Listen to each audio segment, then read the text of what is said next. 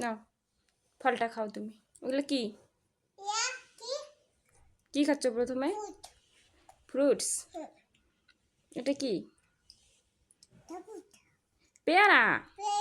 হুম, দেখছো পেয়ারা খাচ্ছ তুমি। তারপরে কি কি আছে দেখি। মিষ্টি আছে, কলা আছে, লিচু আছে, খেজুর আছে, জামরুল আছে। বেশি সহ খায় না, আমার গলায় লাগবে।